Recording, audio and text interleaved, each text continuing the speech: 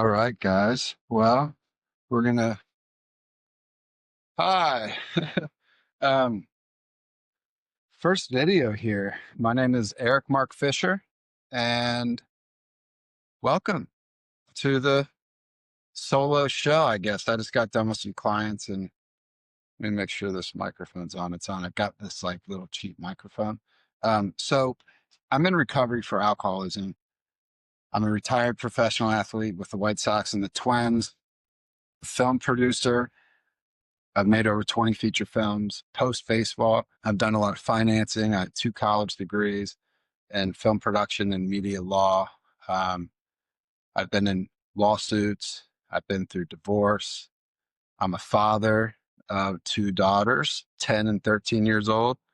And I've been coaching a long time, mainly on the peak performance side for athletes. And I've helped parents of athletes, so families, coaches, and organizations. I've given speeches on the motivational side targeted towards the athlete over the past like 24, 25 years, I guess. I'm 45 years old. I started coaching and like professional instruction.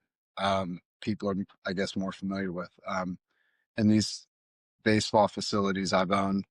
And, but, you know, we don't know what we don't know until we are forced to stare at it in the face and start overcoming what it is we're avoiding. And alcohol entered my life a number of years ago in a destructive way. And then that begs the question, like, what amount of alcohol should somebody or can somebody drink without it being destructive? And then the question would be like, is 1 or 2 drinks too much? And then that funnels down into like, well, what's it doing to our health, right? Because alcohol and drugs and addiction can be classified as something like, well, is it affecting your relationships? Is it negatively affecting your work? Is it negatively affecting your health, and so on and so forth? You can spiral that down the path of, is it negatively affecting areas of the life that we do not otherwise want it to affect, right? Um, so I'm in the hospital, voluntarily called 911.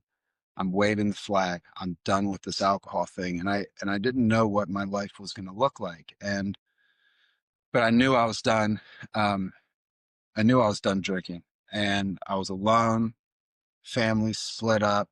I mean, I'm going to get into all of this stuff, and I started healing, right? And as a man who grew up in a very Catholic environment, I went to an all boys private Catholic prep school, Moeller High School in Cincinnati, Ohio, and I was a high performing athlete. And I grew up in such a world that it did not allow any type of vulnerability. It did not allow any type of um, authentic display of feelings that otherwise would be defined as like weak and soft, right? So keep the gas pedal down, shake a firm hand, look them in the eye. If you cry, you're weak. And oh, by the way, sleep when you're dead. And that served me, right? But it served me as a professional athlete. It served me as a professional filmmaker. It served me, and there's a proactivity to that type of mindset, and there's a grit to that, and there's I think a deeper uh, a deeper meaning of what resilience might look like. But that sword is sharp on both sides because it comes at a cost. And so I started going deep, deep, deep into psychology and neuroscience and spirituality and philosophy and society and sociology. And so psychology, the study of the individual, sociology, the study of the group, right? And family might be able to be defined as a small society, a small unit. Um, and then at a deeper level would be, why did I break the way that I broke? I wanted to understand that. And prior to me becoming an addict, I was certainly the man, let's say, um, or so I thought, that If you have a problem, come to me, I'll handle it. I don't need anybody else's help because I'll handle it myself. Um, I'm not weak, I'm strong. I'm type A. I'm a go-getter. I'm an entrepreneur. I have the mindset of a leader, a CEO. And all of that is public facing, right? We have three types of lives: public, private, and secret. That public life, that persona, that archetype that I was living was through a jaded lens, a lens of duplicity, a lens of cognitive dissonance. And I also would have been the guy who said, and I've had this happen to me, like, Eric, like something, I feel like something's a little off with you, namely in baseball. Why don't you go talk to somebody? Nah, I'm not going to see any strength. That was my mindset. I don't need to see his strength. Like, that's weak. That's for somebody else. That's for the person who's like, the leaf blowing in the wind. I'm no leaf blowing in the wind. I set my own pace. I set my own destiny, vision. Um, and then here came alcohol, like drinking 24 hours a day, 7 days a week. And there's a difference between having some cocktails and enjoying them, which I used to do. So I was the drinker that was like on the golf course and hanging with the boys at a barbecue, watching the football game, going to the baseball game, and having some drinks and nachos and this and that. And I never woke up needing a drink. I was in the gym. That was a form of therapy for me, the gym, working my body. And if you're anything like me, it's like people like us, man, we know how to go hard. We drink our beverages fast, we eat fast, we drive fast, we walk fast, we think fast.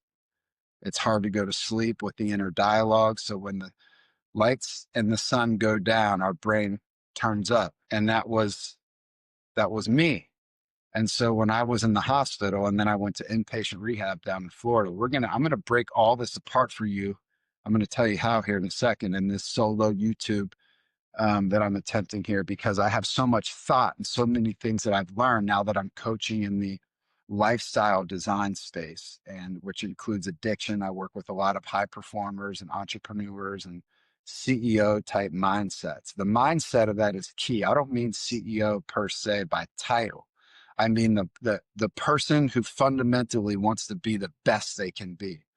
That's who I take on as people that I work with, clients call them. But I don't like the word client, coach client type relationship. It's too sterile. But nonetheless, for layman terms, that's what it is, clients. I read a lot. Interestingly, when I was in high school, I was like the Cliff Notes type of guy, which is all short term type thinking and quick fixes and instant gratification, and somebody who's not willing to do the work um, on the academic side. But yet on the other aspects of my life, the ADD in me and ADHD in me was like, if I'm interested, I'm in. If I'm not interested, keep it away from me. I'm not even going anywhere near it. And so I fell head over heels in love with psychology. And so each time I get on here, is going to be what I'm going to do is I'm going to take um, a couple pieces from books that I'm reading, and then tie them all together and exercise out in real time what it is that what I'm learning, and applying that to myself. And so this effort is twofold. This effort is to keep me accountable to myself, because one thing that I've learned through overcoming and healing and being the best we can be is we need something to run from, and we need something to run to. And there's no vision option. We must set a vision for our life, and grab it, and relentlessly attack upward, long term, what it is that we are striving towards, not reaching towards, striving towards it. And so I'm going to exercise out like thought in real time based on books and other people that are smarter and more intelligent than myself, and pushing my cognitive abilities and prowess intellectually in a dual effort to improve my life and improve yours. Life is through a story. And living a great life is living a life full of voluntary responsibility and adventure. We are status driven. We live in a hierarchy. We love glory, and we should live through the lens of perspective and not perception. So we set an aim long term. We understand that as we march towards that aim, step over step, upwards, that's Jacob's ladder, up into the ineffable, understanding that there's no pinnacle to our success. So there's a belief commonly whereby it's like, I'll be happy when, when what? When I get the car, when I get the girl, when I get the watch, when my bank account's all fat. Like when. I'll be happy when. Well, maybe I heard this from a wise guy. He said, if you want more happy in your life, radically and voluntarily take the mindset of learning, growth mindset. So learn. Every conversation, what can I learn? Every podcast, what can I learn? Every book, every piece of news, my partner, my friend, my colleague, my children, what am I learning? What am I learning? So moving from perception, and we need both. We need perception and we need perspective. But when we have the capability to move and zoom out into perspective and become the observer of ourself, satellite view, balcony view, we're able to remove emotion, identify the people, places, and things more clearly, and then choose with intention, right? And so Viktor Frankl came up with this concept, I believe. I know it was Viktor Frankl, but the actual root genesis of it, I'm not quite sure, but the limbic system in a way, so stimuli and response. And so part of that perspective is zooming out and saying, okay, I have all these stimuli down here. So work, family, children, maybe sports or career, hobbies and responsibilities and adventure. Why are they in my life? Wants versus needs. Is there anything in my life that I can remove to improve my life? Is there anything I need to add that would improve my life? Right. And so we gain perspective and understand like life is hard. Life is about sacrifice and suffering, which is biblical. And Marcus Aurelius, the big book in AA, the Bible, the leading psychologists. I study folks like Carl Jung and Nietzsche and Carl Rogers and Epictetus and Marcus Aurelius and Socrates and Plato and Jordan Peterson. Profoundly, profoundly changed the way that the way that I think.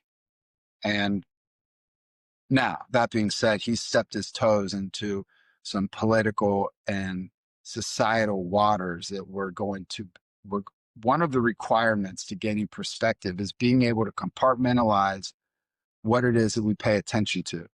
So if somebody like Jordan Peterson, in this example, rubs us the wrong way because of certain beliefs in the woke or gender world, that's in a certain bucket. But if we're concurrently able to shift our focus over into his influence, expertise, and wisdom. See, I don't like that word expert either, because necessarily, curious your thoughts on this, by the way, because the word expert to me feels static and final. And so if we want happy in our life and we want joy in our life and we want to be the smartest person in the room for the right reasons, not the narcissist or the egotistical type ideologies, we need to be able to frame certain pieces of what it is that we're focusing on and remove that's perception, perceive the value and identify the value of somebody like Jordan Peterson as a philosopher. Really, he's been profound, and I feel like he's going to go down as one of the greatest intellects of certainly our time. And so what spiraled up out of that was understanding about myself. And so I have rebuilt my life brick by brick.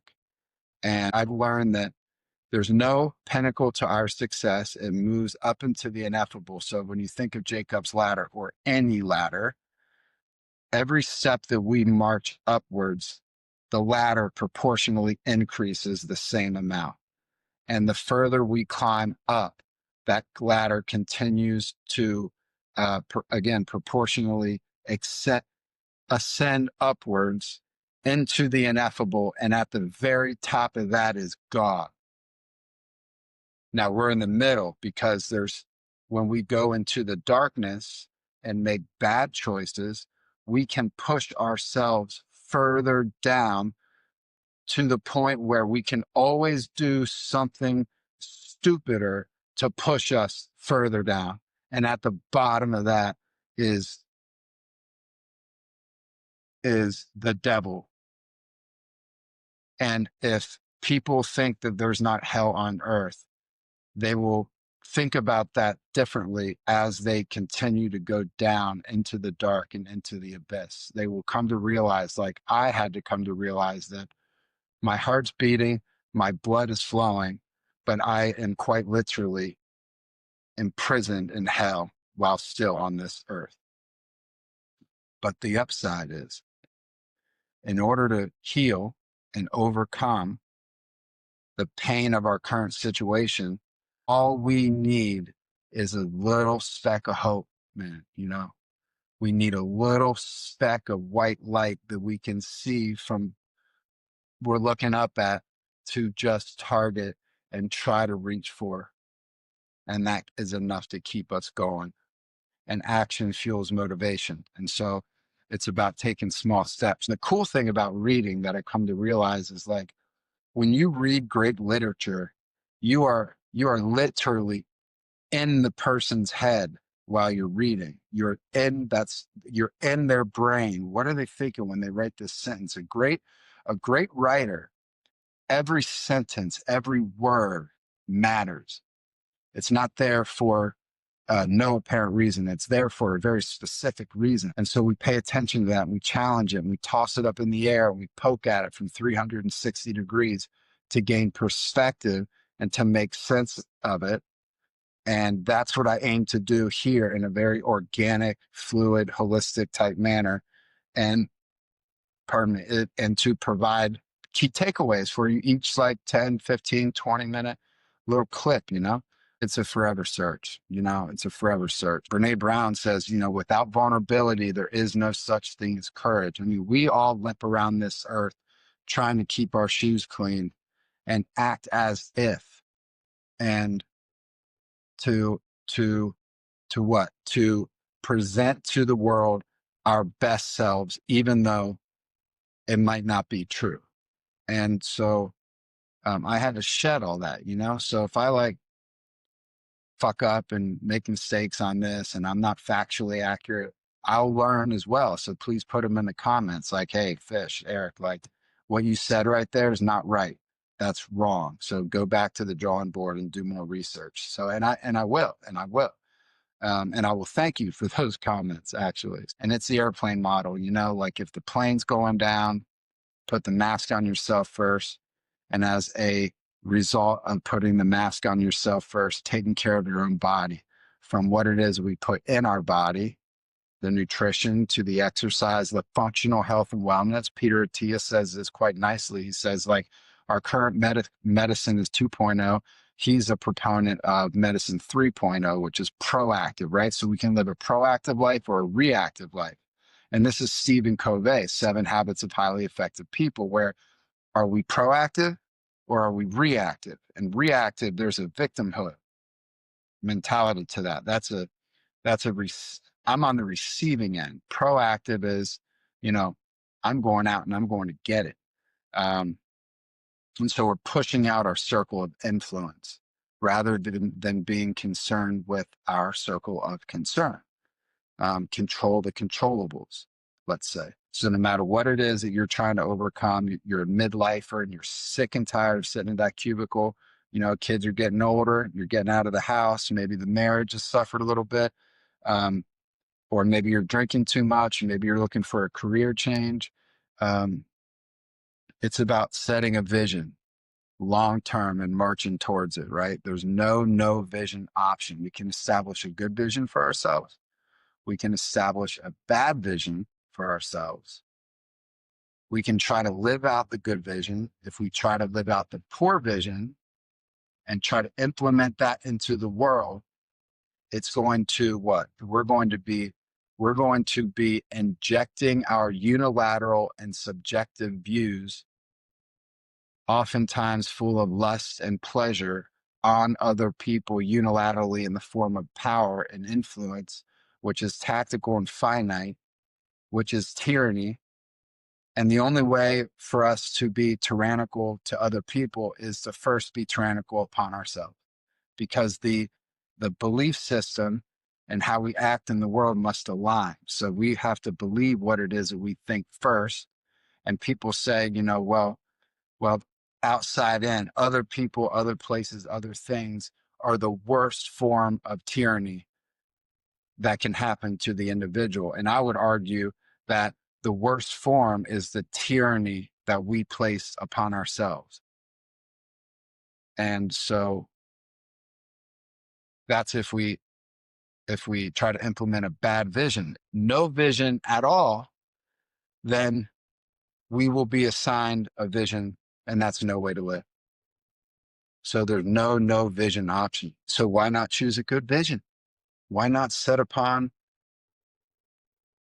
sights upon a vision that is full of meaning and sacrifice? It helps us deal with the suffering in our life. How strong do we want to be? Think about the worst thing that will happen to you: death, car accidents, job loss. With AI, we've got to pay attention, folks. Like, man, we've got to pay attention to this, the work environment. I pay close attention to this. I help a lot of people with their careers and their jobs, and it's very dangerous right now. I don't think anybody really truly knows what AI is going to bring to the table at the end of the day. It will be a lot of good. It'll be also be a lot of disruption.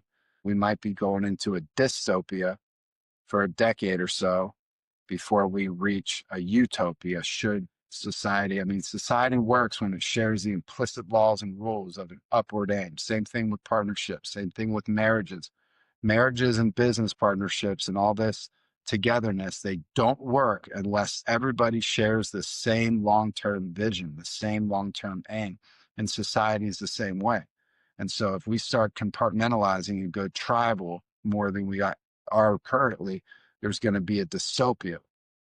And we need to come together somehow in order to move into we might be able to get into a true utopia long term, but I don't think anybody necessarily knows that at currently in the right here, right now.